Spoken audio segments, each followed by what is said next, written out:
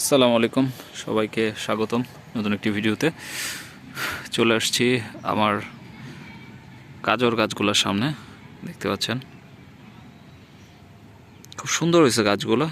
আর আমি বাগানে আসলে এই গাছগুলোর সামনে আমার আসতেই হয়, কারণ এগুলো দেখতে আমার খুব ভালো লাগে। তো গাছগুলো দেখতে পাচ্ছেন যে খুবই সুন্দর হয়ে গেছে আর বেশ ভালো একটা সাইজ চলে আসছে। আশা করি এই জায়গা থেকে আমরা বেশ ভালো কিছু গাজর পাবো। তো এইটা মোটামুটি হচ্ছে আমরা টবে চারা বোনার পরে মোটামুটি 33-34 দিনের মতো হয়েছে। এই হচ্ছে অবস্থা 33-34 দিনে। হয়তো 60 দিন গেলে হয়তো আরও ভালো কিছু আমরা দেখতে পারবো। 60-65 দিনে হয়তো মনে হয় এগুলা ম্যাচিউরড হয়ে যেতে পারে।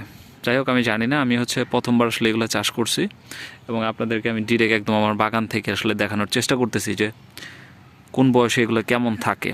আমার ওই পাশেও কিছু বোনা হয়েছে ওই পাশটাতে, কিন্তু সেগুলো এত ভালো গ্রোথ আসে না। এগুলোতে অনেক ভালো গ্রোথ আসছে। সেগুলো এটার থেকে 5 দিন পরে বোনা হয়েছে, কিন্তু সেগুলোর অবস্থা চলুন আপনাদের আমরা দেখাই।